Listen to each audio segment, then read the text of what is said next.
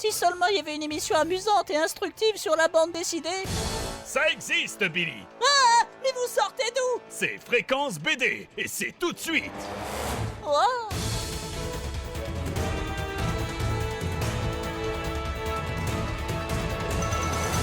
Bonjour à tous et bienvenue sur Fréquence BD, votre émission bande dessinée tous les premiers vendredis du mois sur Fadjet. C'est un plaisir de vous retrouver pour ce mois de décembre. Comme d'habitude dans cette émission, nous allons faire le tour de l'actualité bande dessinée et parler de la vie en général, de nos goûts, de ce qu'on aime. Mais quand je dis on, ça veut dire que je ne suis pas seul. Et effectivement, je suis en compagnie de mes deux chroniqueurs favoris, parce que ce sont mes seuls actuellement avec moi, mais je les aime beaucoup. Bonjour Gabriel, comment vas-tu? Bonjour, ça va. La forme Ouais, super. La Et forme toi? ou pas? Ouais. La forme carrée. La forme carrée, la forme est carrée. Qu'est-ce que tu as fait aujourd'hui?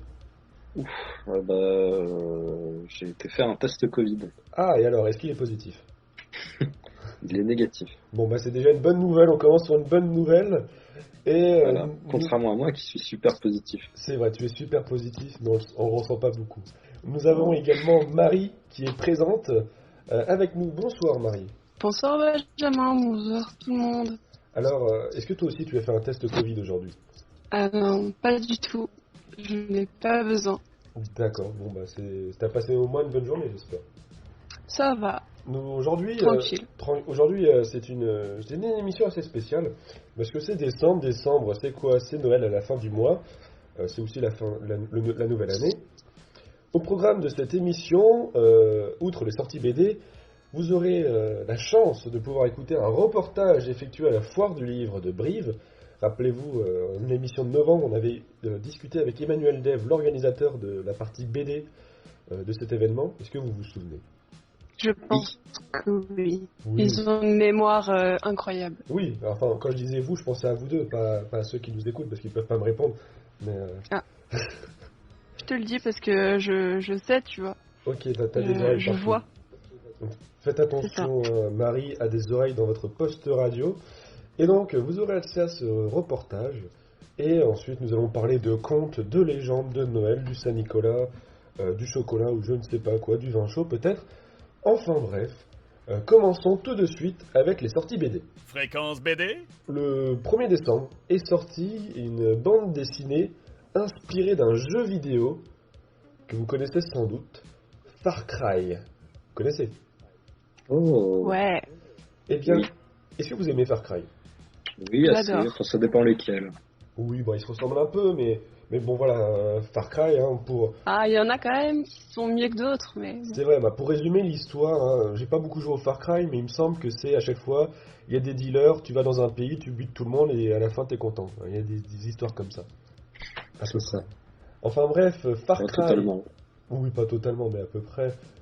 Far Cry... Si, totalement. Ah, totalement, pardon. Oui. Donc ce que je voulais dire, c'est le titre, c'est Far Cry, les larmes d'Esperanza de Mariol, Basti et Khaled. Donc en fait, c'est un préquel au dernier Far Cry qui est sorti en début octobre, donc Far Cry 6. Donc voilà, c'est un préquel. Je sais pas si vous avez joué à Far Cry 6, mais si vous voulez savoir ce qui s'est passé avant le jeu, bah la BD est là. Et en fait, ça va nous raconter l'histoire de Juan Cortés, qui va aider un petit pays d'Amérique du Sud dans une guerre pour le contrôle d'une ressource super rare. Et pour ce faire, il doit tout simplement tuer le général local. C'est pas mal hein, comme mission. Donc au menu, il y aura évidemment pas mal de bagarres, des fusillades, sans doute de la drogue, de l'action et peut-être des scènes de lit, on ne sait pas, mais en tout cas c'est l'esprit Far Cry qui est là-dedans et les dessins sont fous. Voilà. Donc Far Cry, les larmes d'Esperanza, le 1er décembre. Est-ce que ça vous donne envie? Oui, T'as pas l'air à voir. convaincu. T'as pas l'air convaincu. À voir. À voir. Oui, après les jeux vidéo en bande dessinée, ça passe hein, en vrai. Je crois que c'est C'est vrai. Far Cry si je ouais, me mais trompe. c'est Oui, vas-y Marie. à voir en fait ce que ça apporte en fait l'aspect C'est ça. BD à l'histoire. Est-ce qu'ils l'ont simplement un peu copié-collé ou est-ce qu'ils ont rajouté quelque chose Bah, d'un peu propre vu que c'est un préquel, j'ose espérer qu'ils n'ont pas fait de copier-coller de l'histoire du jeu. Ça serait quand même idiot. Non mais oui, mais même enfin, je veux dire de l'histoire des grands axes, etc. quoi. Mhm. Donc à voir, ça peut être sympa, mais est-ce que par exemple il va y avoir une part donnée plus importante à la narration, à Enfin, j'espère, parce que c'est quand même une histoire principale, parce que dans Far Cry, il y a aussi l'aspect jeu, quoi. Enfin, purement shooter, mais... Ouais, c'est le but d'un jeu. Mais ouais, je comprends ce que tu veux dire. D'accord. Ouais, non, mais je comprends. Est-ce que quelqu'un qui ne connaît pas Far Cry comprendra? C'est un peu ça, ce que tu veux dire. Non, pas vraiment, mais est-ce que le format BD, en fait, va apporter quelque chose en plus? Je sais pas, mais... À simplement juste raconter tu sais, l'histoire. on avait eu les bandes dessinées de Assassin's Creed, qui étaient très bien. Donc... alors que- il me semble qu'en plus c'est de la même boîte, hein, Far Cry et Assassin's Creed, Ubisoft. Donc, bon. Enfin bref. Ensuite, je vous propose, dans un autre thème, Les Gouttes de Gagnor et Zanchi, qui sortira le 10 décembre. Alors pourquoi un autre thème? Car là, c'est beaucoup plus enfantin. Ça nous raconte l'histoire de Plique, une petite goutte d'eau qui a peur de tomber de son nuage lors du prochain jour de pluie. Et un jour, il y a un orage, et il se retrouve séparé de ses compagnons gouttes de pluie, et tous ses compagnons vont œuvrer pour aller le retrouver, donc ils vont devoir affronter les terribles dangers se trouvant sous les nuages, comme les gamins qui jouent au foot, les chatons, les gens qui vont au travail, enfin bref, tous ces dangers que les gouttes d'eau doivent subir dans leur quotidien quand elles sont sur Terre. Donc voilà, les gouttes. J'ai trouvé les dessins très jolis, et moi ça me donne envie. Je sais pas ce que vous en pensez, Gabriel. Moi, ça me semble très poétique. Ouais, puis c'est marrant, les petites gouttes, elles sont de couleur, elles ont des souris et tout. Ça a l'air adorable. Est-ce que t'as les images sous les yeux ou pas? Non. Non, mais non, mais je te demandais, hein, c'est pas grave. Hein. Donc voilà. Oui, non, mais c'est... Tu vois, en tout cas, juste le pitch comme ça, moi, je suis assez séduit. Donc, Alors, voilà. attends, c'est de qui, tu m'as dit? De Gagnor et Zenshi. Voilà, les gouttes. Le 10 décembre. Alors ensuite, dans les sorties en vrac, alors plusieurs choses très importantes. Déjà, comme je vous le rappelle, ce sont les fins d'année, et en fin d'année ressortent tous les intégraux de plein de séries. Donc on peut par exemple penser aux intégraux des 5 Terres, de Raven également. Il y a des rééditions, donc on peut retrouver tous les Conan et les Raon si ça nous amuse. Ça commence à faire vieux, hein, tout ça, mais on peut les retrouver. Mais sinon, on peut également... Il y a aussi la republication de Avant l'Incal. Voilà. Sinon, pour les autres, on a le tome 13 de La Forêt d'Opale. Le tome 4 du Dernier des Dieux, qui est un comics, si je ne me trompe pas. Et enfin, dans la proposition que je vous fais, c'est le tome 4 de UCC Dolores. Donc, une série par les mêmes créateurs que L'Enfeuse de Troie, qui est vachement sympa. Est-ce que toi, Gabriel, tu as des sorties de ton côté ou des trucs qui t'intéressent à partager? Alors oui, dès qui dit Noël, mais voilà, je rate ma transition. Ah merde. Qui Pourquoi? dit décembre, Qui dit décembre? dit Noël, C'est vrai. voilà. Et donc il y a Glénat qui nous gratifie d'un album qui s'appelle Les Joyeux Noël de Donald. Et donc c'est toutes les BD de Donald écrites et dessinées par Karl Barks. D'accord. Donc, un grand nom en fait de Disney, qui a pas inventé mais voilà beaucoup développé Picsou Oui, et c'est lui l'univers de Donald.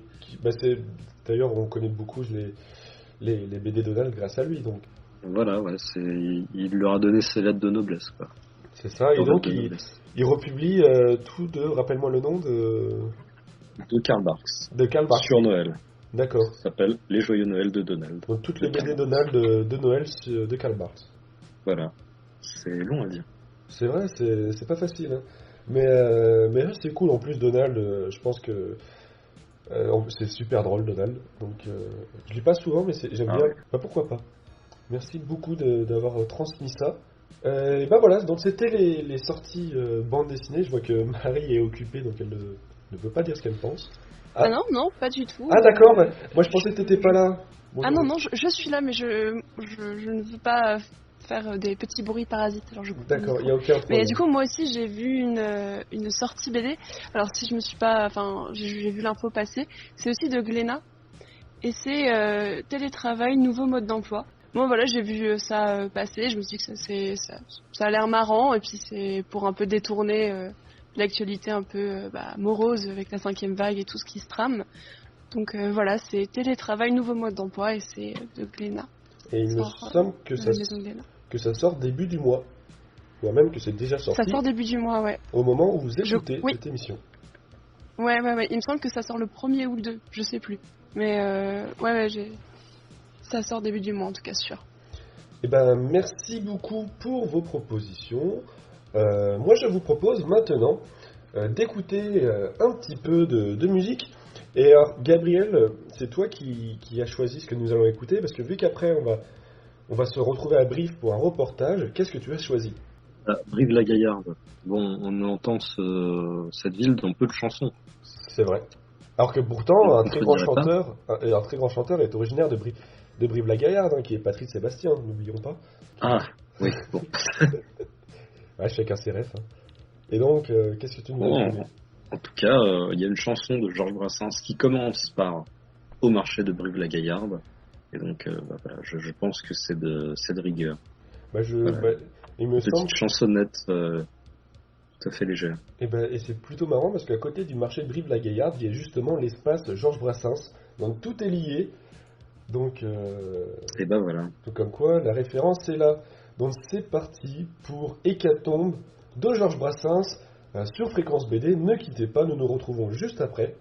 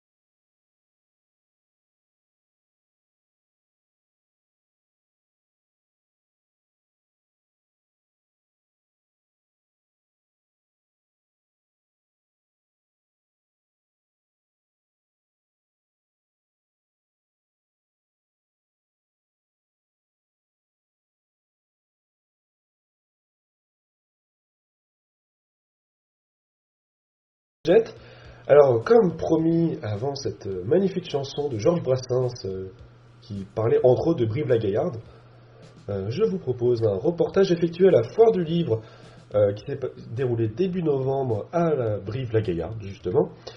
Et nous nous retrouvons juste après où Gabriel va nous parler de contes et de légendes de Noël. Ça m'a l'air fort intéressant. Bonne écoute sur Fadjet. A tout de suite. Fréquence BD. Pourquoi tu fais tes effets spéciaux avec la bouche? Parce qu'on n'a plus de budget, Billy. Oh. Bonjour à tous, c'est Benjamin. Du 5 au 7 novembre a eu lieu à Brive-la-Gaillarde la 39e foire du livre de la bande dessinée. Cette année, la foire était séparée en deux parties. La littérature générale à l'espace Georges Brassens et la littérature jeunesse et bande dessinée à l'espace des Trois Provinces. Je me suis rendu à l'espace des Trois Provinces et j'ai eu la chance de pouvoir discuter avec quelques auteurs et illustrateurs de romans jeunesse et de bande dessinée afin d'en savoir un peu plus sur leur métier et sur la foire du livre en général. Je me suis d'abord rendu du côté de la littérature jeunesse où j'ai pu faire la rencontre de Roland Fuentes, un auteur de romans jeunesse. Je lui ai demandé quel message il souhaitait transmettre dans ses écrits destinés aux enfants et aux adolescents. Quand j'écris un texte, je ne pense pas d'abord à un message, mais c'est vrai que souvent, pendant que j'écris le texte, je me rends compte que je suis en train de parler de tel ou tel sujet. Et je me rends compte que je parlais beaucoup de la mémoire ou de l'écriture. Il y a pas mal de livres sur le livre. Et puis pas mal aussi du corps à travers le sport ou les sensations physiques.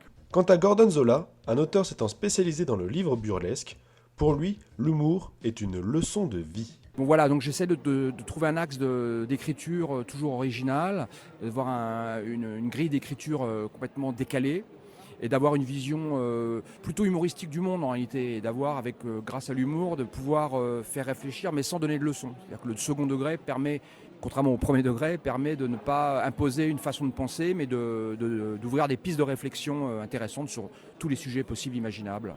Et enfin, pour Aurélie Kropp, une autrice et scénariste de bande dessinée, invitée pour présenter un livre sur le postpartum, le pouvoir de ce média, c'est surtout de... Moi, je voulais que les femmes puissent trouver un support à des choses qu'elles ont vécues, ou en tout cas de mettre des mots et des images sur des ressentis dont personne ne parle. Et pour Sandrine Carion, autrice et illustratrice d'une bande dessinée sur le mouvement Gilets jaunes, son objectif était de recueillir des témoignages de Gilets jaunes, donc des Côtes d'Armor en Bretagne. Et le but, c'était un peu de retranscrire la mémoire du mouvement, mais à travers le regard de ceux qui l'ont vécu. Voilà, donc le but, c'était vraiment pour moi de faire un travail de mémoire par rapport à ça, et que les personnes elles-mêmes s'expriment sur ce qu'elles ont vécu. Voilà. Nous faire réfléchir, mais surtout mettre des mots sur ce qui nous entoure et nous traverse, là est la mission des auteurs. Mais justement, notre façon d'écrire et notre façon de concevoir le monde dépend énormément de nos références. Je leur ai alors demandé leur inspiration.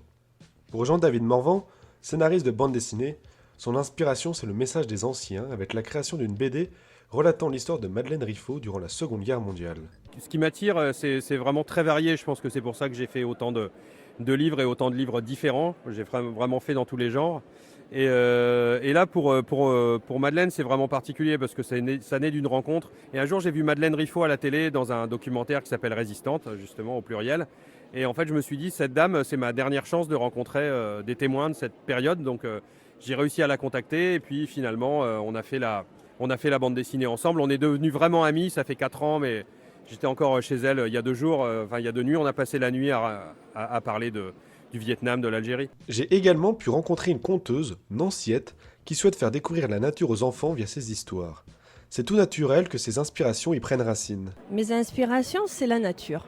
Je suis née dans le pays vert, donc j'ai vécu un petit peu tout ce que je raconte, même si les enfants ne le savent pas. Et il n'y a rien de plus évident que de parler de ce qu'on connaît et de ce qu'on aime. Évidemment, certains grands noms de l'écriture peuvent être des références. Roland Fuentes nous en cite quelques-uns. Si je devais retenir que quelques auteurs, ça serait des auteurs comme Buzzati, Calvino ou Kafka, ou qui est encore vivant, Georges-Olivier Château-Renaud. Gordon Zola nous en cite également quelques-uns. La première inspiration, ça peut surprendre au premier abord, mais c'est Céline. Céline, si on prend mort à crédit de Louis-Ferdinand Céline, c'est pour moi le livre comique par excellence. Après, bien sûr, il y a les plus évidents, qui vont de Alphonse Allais en passant par Frédéric Dard. Le métier d'écrivain est un métier qui attire, mais qui n'est pas aussi simple qu'il n'y paraît. Je suis donc parti en quête de quelques conseils pour une personne souhaitant se lancer dans le milieu de l'écriture. Pour Pierre Fouillet, auteur et illustrateur de bande dessinée, il faut évidemment de la passion, mais pas que. Alors je pense que la chose la plus importante, c'est la passion. C'est des métiers de vocation. Et contrairement à ce qu'on pense, ce n'est pas des métiers uniquement dédiés au dessin. Il faut avoir beaucoup d'intérêt, de curiosité sur tout ce qui nous entoure. Faire des études, cultiver beaucoup. Parce que tous les récits, l'histoire, tout ce qui concerne le monde qui nous entoure est une nourriture pour nos ouvrages successifs. Quant à Arthur Ténor, auteur de romans jeunesse, il nous donne un conseil sous forme de paradoxe. Résumé en un seul conseil, c'est d'avoir la tête dans les étoiles et les pieds sur terre. Ne jamais quitter la terre. C'est-à-dire que même quand on crée une histoire fantastique ou d'imaginaire complet, il faut que ça reste crédible. Et puis c'est des exigences concrètes, techniques. On ne peut pas faire n'importe quoi, donc il faut vraiment avoir les pieds sur terre, être très concret, très rationnel. Mais il faut savoir s'envoler aussi. Alors c'est un paradoxe et il faut savoir gérer ces paradoxes. Et enfin, pour Sandrine Carion, il faut surtout une sacrée détermination. Mais surtout, faut être très tenace, quoi. Faut pas lâcher, quoi. Jusqu'à ce qu'on arrive à publier un livre. Après toutes ces questions sur leur métier, je leur ai demandé quel était leur avis sur les foires du livre en général et sur ce que ça leur a apporté. Pour certains, c'était la première fois, comme Nanciette. Voilà, et la plus belle récompense, c'est d'avoir plein d'enfants qui viennent, qui sourient, qui qui apprécient aussi ma tenue puisque je suis habillée avec mon costume. Et ça, c'est plutôt rigolo, c'est un jeu en fait. Ou bien Aurélie Kropp. Moi, donc, du coup, je découvre, c'est mon 2e salon, donc c'est les tout premiers. Après, je trouve c'est intéressant de parler en direct avec les gens parce qu'il suffit d'amorcer la conversation sur le sujet, notamment avec les mères. C'est souvent des mères qui s'arrêtent devant mon livre. Et en commençant à dire j'ai vécu ci ou ça, en fait, tout de suite, elles se lâchent et il y a des souvenirs qui remontent où elles me disent « Ah mais oui, moi c'était pareil, etc. » Et du coup, je pense que déjà juste, ça leur fait du bien et de trouver un bouquin, c'est ça, qui reflète leur vécu et pouvoir discuter entre auteurs et futurs lecteurs. Je trouve ça super intéressant d'avoir le retour direct en fait. Alors que certains sont déjà des habitués, comme Jean-David Morvan. Moi j'adore la foire du livre de Brive, mais j'aime bien les festivals en général parce que j'aime bien rencontrer les gens, discuter. Et puis moi ça m'aide à voyager, et puis je retrouve des copains dessinateurs, j'en rencontre d'autres.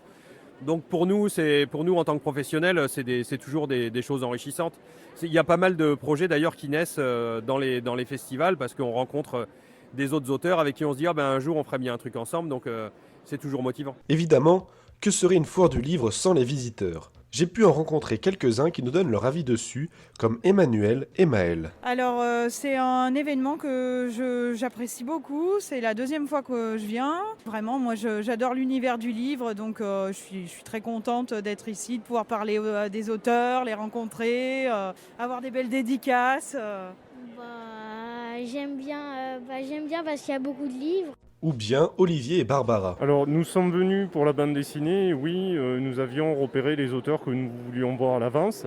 Maintenant on en découvre toujours sur le festival, donc pour nous c'est toujours un plaisir de venir ici. Moi ce que j'apprécie énormément c'est surtout l'ouverture d'esprit des auteurs, leur convivialité à nous recevoir et répondre à nos questions et c'est toujours un plaisir justement d'avoir la dédicace mais aussi d'avoir un échange en direct avec l'auteur. Pour rappel, la foire du livre de Brive 2021 aura vu plus de 300 auteurs tous différents et la remise de divers prix littéraires. Durant ce week-end, environ 50 000 visiteurs ont pu découvrir et discuter avec divers auteurs. Une reprise post-confinement qui annonce que du bon pour les prochaines éditions. Et enfin, si vous souhaitez écouter les interviews complètes des auteurs présentés durant ce reportage, je vous invite à vous rendre sur la chaîne YouTube Fréquence BD, où vous y retrouverez tous les podcasts dans la playlist dédiée à la foire du livre. C'était Benjamin sur Fréquence BD.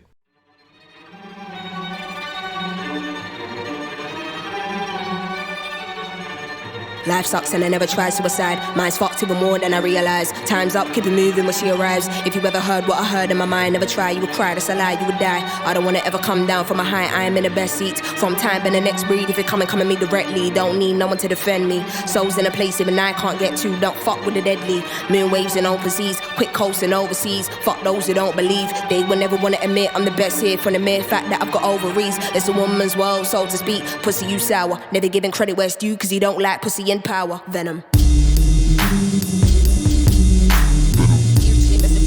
My, if you ever heard what I heard in the night, what I fright, must have been a parasite in my past life. I don't wanna ever come down from a high. My soul ascended to the sky, it's just you and I. Gone, but I'm feeling too alive, trying to get me out of spite. Someone's gotta pay, I ain't talking big amounts. Some kind of physical pain, some kind of traumatic shit. Niggas wanna see dead bodies, probably not, they ain't rolling with no automatic clips. Moving scatty, all erratic and shit. Niggas pussy looking batty and shit. Oh, you man, then come at me, you prick. Make a move, better pattern it quick. I assume you'll be coming for blood. That makes two of us, Venom.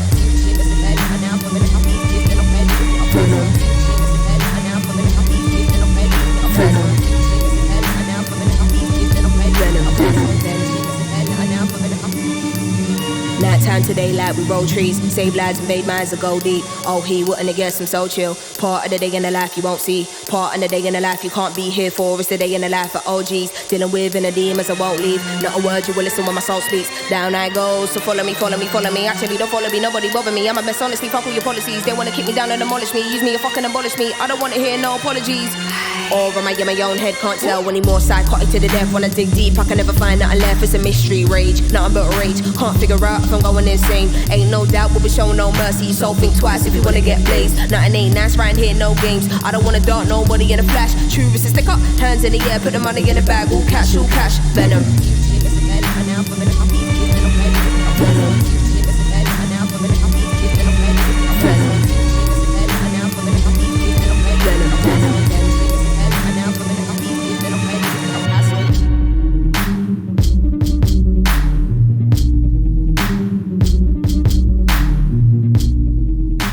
Faites le plein de bonnes ondes avec Fadjet. Ouais, ça c'était du bon son métal. Mais pas du tout, c'était... Fréquence BD. C'était Venom de Little Sims, une chanson proposée par Marie. J'espère que vous avez apprécié déjà le reportage et ensuite la chanson. Ça change un peu du rap sur... oui, on peut appeler ça du rap sur Fadjet et sur Fréquence BD même. Et je vais laisser la parole à Gabriel. Voilà, moi je voudrais vous parler, donc en ce mois de décembre, toujours sur la thématique de Noël. Alors en l'occurrence pas forcément des trucs directement liés à Noël, mais de choses, de BD en fait qui pourraient être offertes, voilà, aux petits et grands. Alors sur des thèmes plutôt fantastiques, sur des thèmes de contes par exemple. Alors des contes, quel type de contes? Tous les contes ou alors des contes qui se rattachent à la période? Absolument tous les contes. D'accord. Alors je dis tous les contes parce que j'ai découvert un super éditeur. Donc c'est les éditions Petit à Petit qui ont publié des adaptations en BD de contes en fait de partout dans le monde. D'accord, donc c'est pas que les contes de Perrault ou de Grimm qu'on connaît déjà très très bien.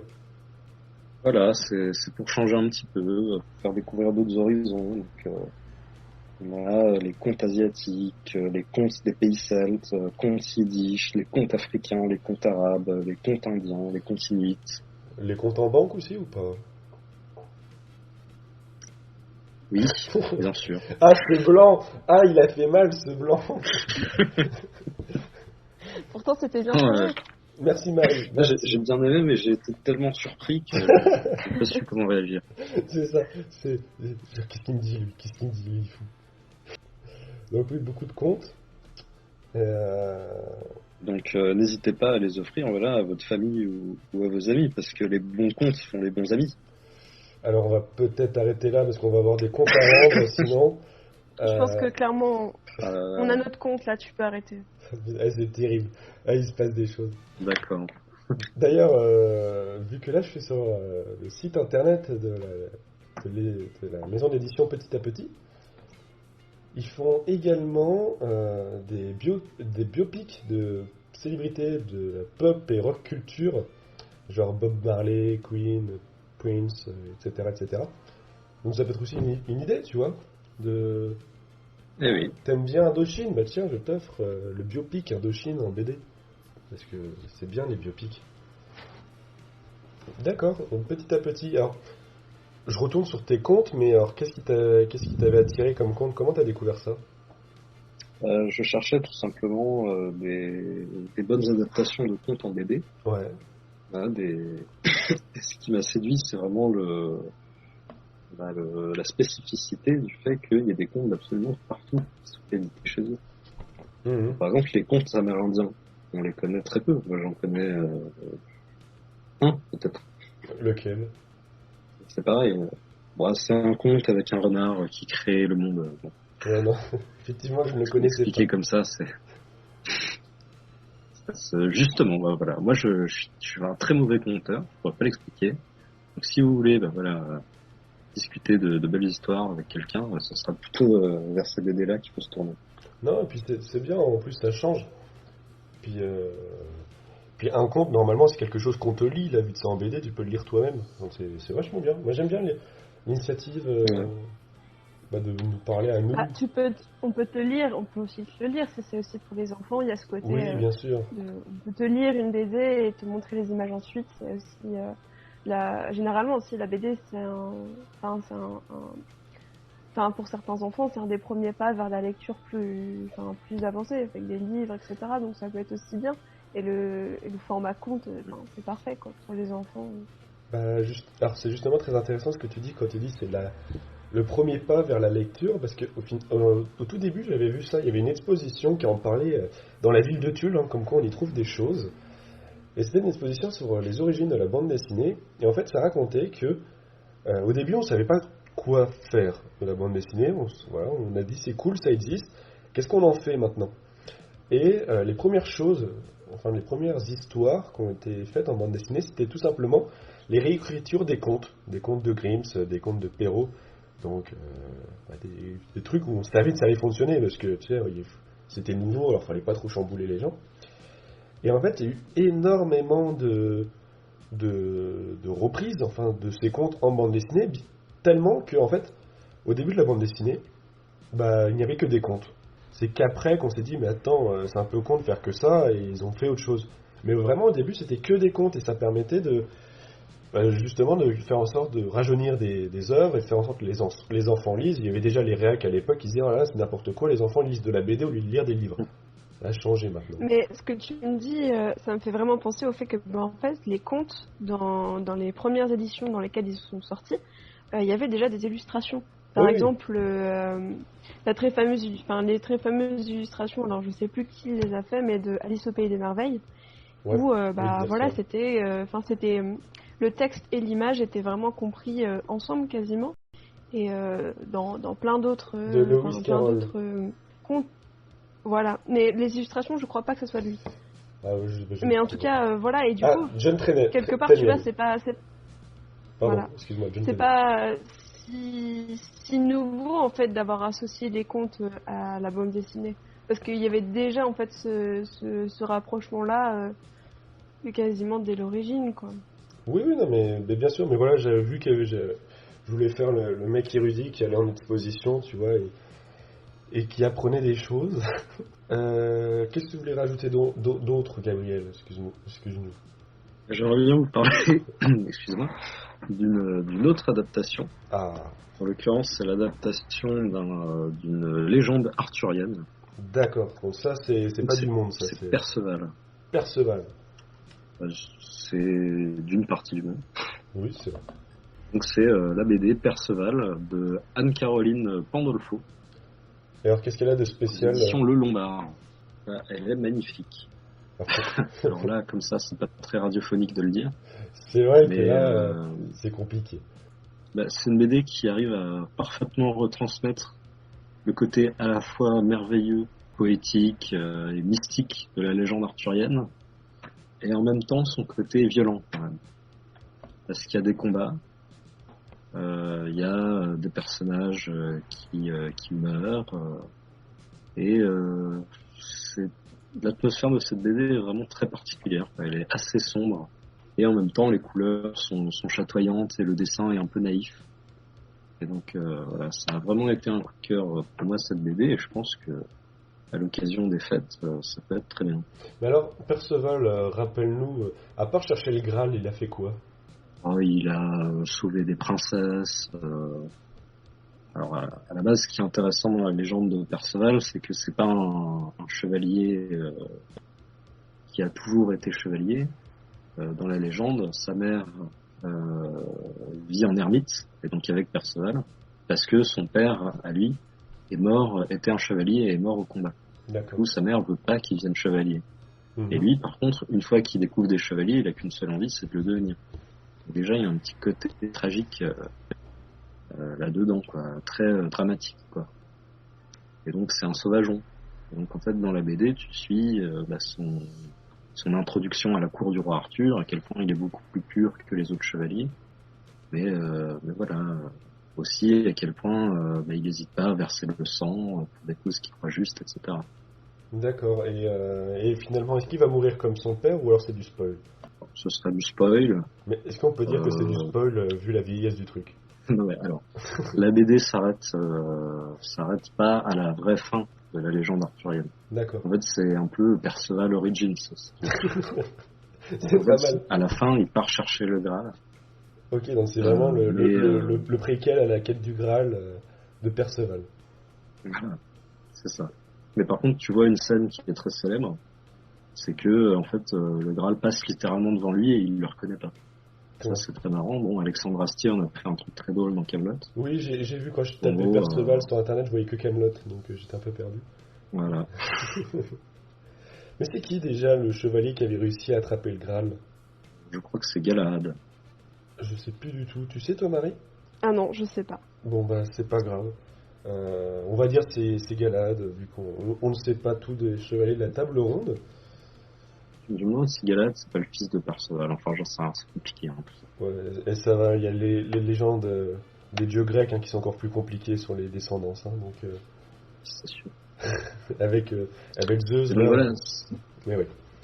Si vous regardez la couverture donc, de la BD Perceval, là, vous verrez totalement ce dont je parlais. En fait. Dans le coin droit, en haut à droite, il y a plein de corbeaux dessinés de manière très inquiétante. Et en bas à gauche, c'est Perceval, dessiné avec un trait naïf, chatoyant. Oui, de Anne-Caroline Pandolfo, effectivement. C'est ça, hein? Pandolfo. C'est ça. C'est vrai, je viens de trouver la couverture, c'est vrai, ça fait... on voit que les corbeaux, ça représente clairement son destin qui l'attend au final. C'est un peu ça, ouais. Ok, merci beaucoup pour ces présentations. Et donc nous allons écouter un rap proposé par Gabriel, qui s'appelle très sobrement Noël, de Anton Serra, Eddie et Lucio Bukowski. C'est bien ça, hein? C'est ça. Eh bien, c'est parti, en espérant que ça vous plaise. Et juste après, voilà, avant de se quitter, avec Marie, on voulait vous parler de choses qui nous tenaient à cœur, mais qui n'avaient pas forcément lien avec la bande dessinée, parce que finalement, lire c'est bien, mais lire c'est bien. Je n'ai aucune conclusion. Donc c'est parti pour Noël, dans Pixar.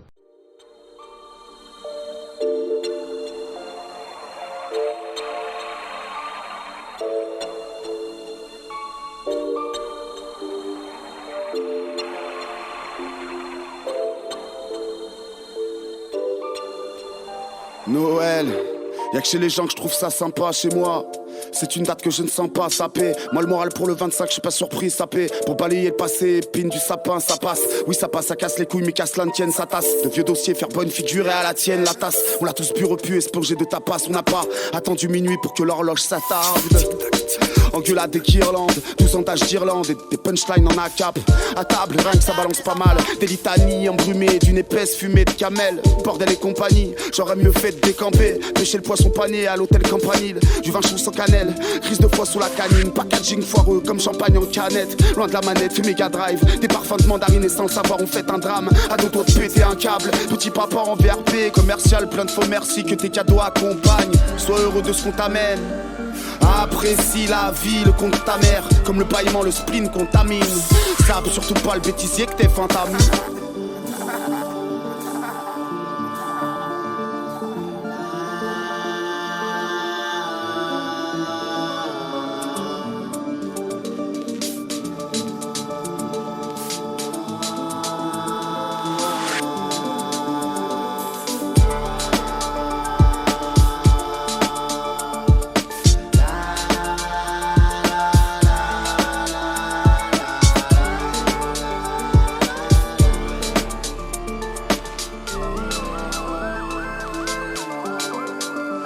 Noël s'est un peu inventé un jour pour être gentil.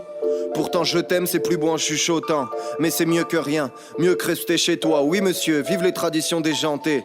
Y a des huîtres et du sang sur les mains de mon père. Toutes les années il croit avoir trouvé la technique. On vient pas de la mer, tu connais la suite. Il les a achetés cher et il est persuadé que c'est pas de la merde. Vinaigre, échalote, il dit que le citron c'est pour les fiottes, pour les gens qui viennent du sud. Mais ma grand-mère en demande et elle sera pas déçue. Il lui sourit lentement, il lui pressera de suite. Minuit approche, je suis fatigué. J'attends l'heure fatidique pour me lever comme un pâtissier. Bercé par les blablas de mes oncles et tantes. L'odeur de la dinde se mêle aux rires éclatants. Puis vient le ding-dong, 12 fois. Je me réveille doucement et j'entends ça 12 fois. Plutôt décevant, putain mais qu'est-ce qui nous ramène? Une table de ping-pong ou des skis de faux? Papa Noël titube et sans le tabac froid. Et sans le taper fort il tombe par terre. Je crois que ça m'effraie. Les tontons se marrent et les balances, vas-y Gérard. Un barbe blanche et bourré, ambiance bizarre. Gardez les oranges pour ma cellule quand j'aurai crevé le barbu. Étoile en plastoc sur un factice arbuste. Claque leur smic et finissent dans le pétrin. Guirlande lumineuse au-dessus d'un peuple éteint. Sous de beaux rubans, je les caresse d'argot. À coup sur le petit Jésus, j'arbresse ses escargots. Marie tapait-elle du champ dans l'étape. Mamie t'offre un pull en laine orange, même pas à ta taille. Faudra sourire avec un air sincère. La fête avec des tronches de reines suicidaires. Mais bon, faut le faire, paraît que c'est pour les petits. Un peu de répit avant qu'enfin ils perdent leur peu de magie. Dans les boutiques, les gens se poussent du coude. L'œil à moitié fou, prêt à se foutre dessus. Ça doit être l'esprit Noël qui les remplit trop plein. La bouche pleine de mensonges sur l'amour du prochain. Mon cul, s'y arrive même pas un soir par an. La bûche est pas mauvaise, les clodos transparents. Tu t'en branles, t'attends juste le chèque de tes darons. Le réel arrosera toutes ces dindes d'un tas de marrons. Gardez vos sapins, j'ai mon chant de Troène. Envie de bouffer des cachetons quand j'entends leur chant de Noël. M'adapterai et mimerai tout un bonheur criant. Quitte à envelopper ma noirceur dans du papier brillant.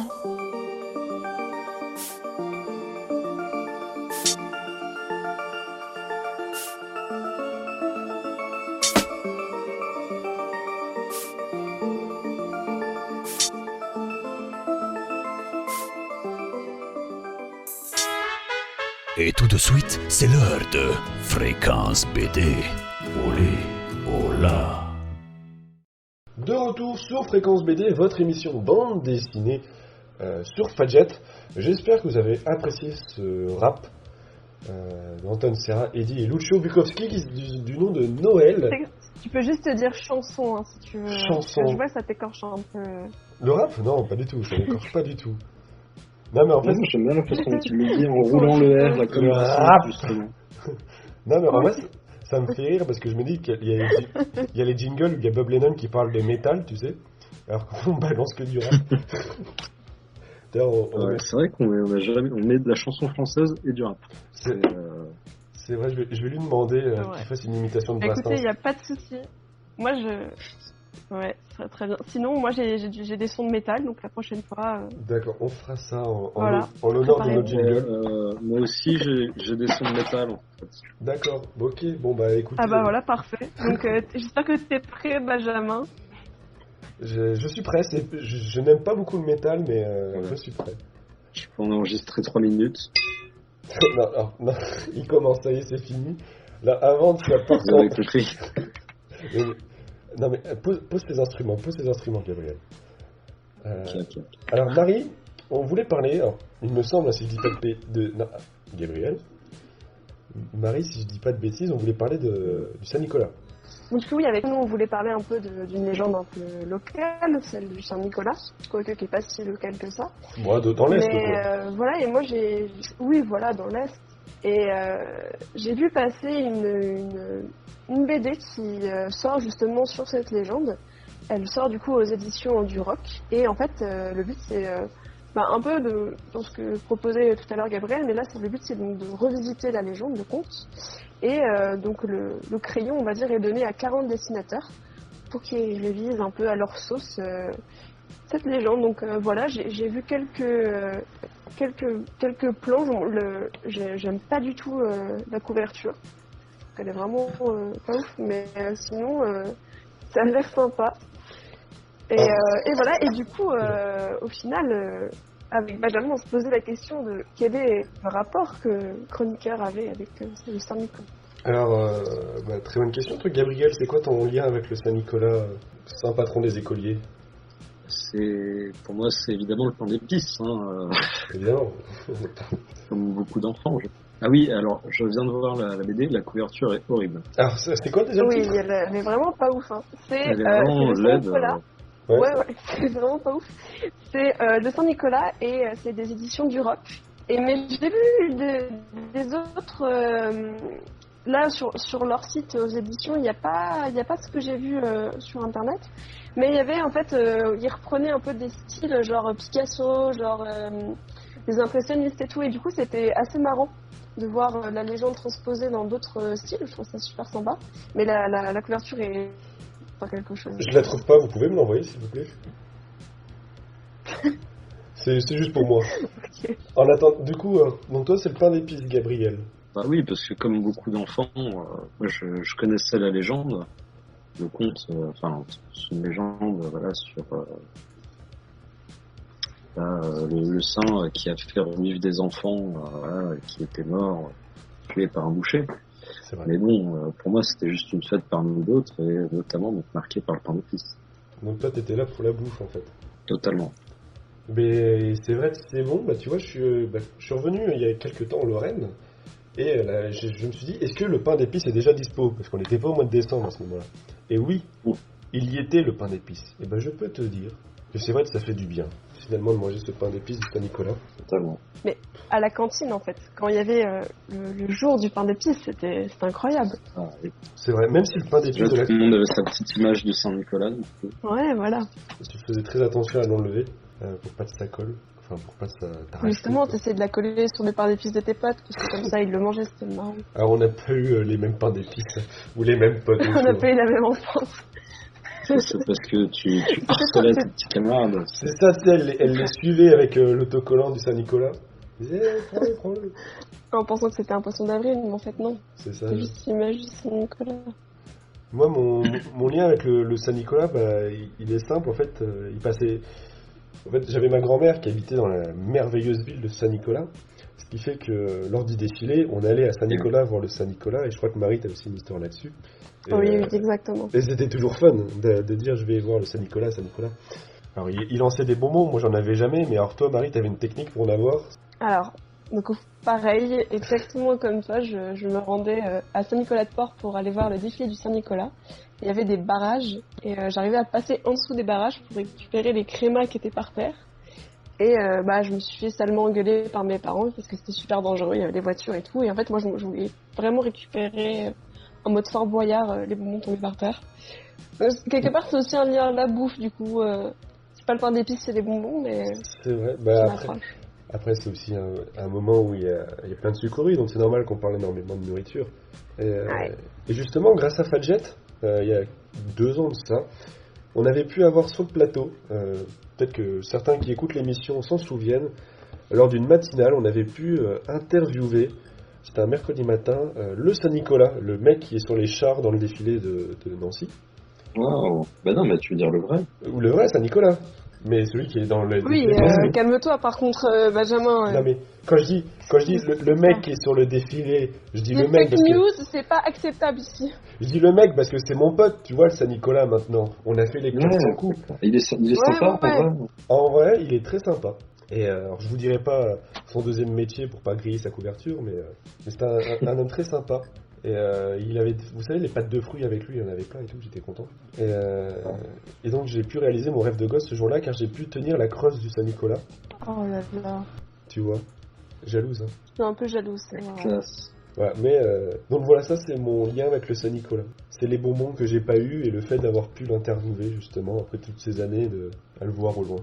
Qui t'a donné des bonbons du coup? Mais oui, il m'a donné des pâtes de fruits que je t'ai dit. Non mais est-ce qu'il t'a donné tous les bonbons que finalement il te devait après tant d'années à ne rien avoir eu? Non. Parce que tu es un enfant sage, donc il m'a dit, t'aurais dû avoir c'est pas que je veux des pas, récompenses pour un enfant sage. C'est pas que je veux pas, Benjamin, mais là il faut que j'aille dans d'autres écoles primaires juste après. Si je te donne tout, ils en auront plus. Enfin, tu sais, c'était des histoires. Hein. Est-ce qu'il t'a dit c'est un peu la reste en ce moment, il n'y a plus trop de bonbons, l'inflation, tout ça? Il m'a pas dit ça comme ça.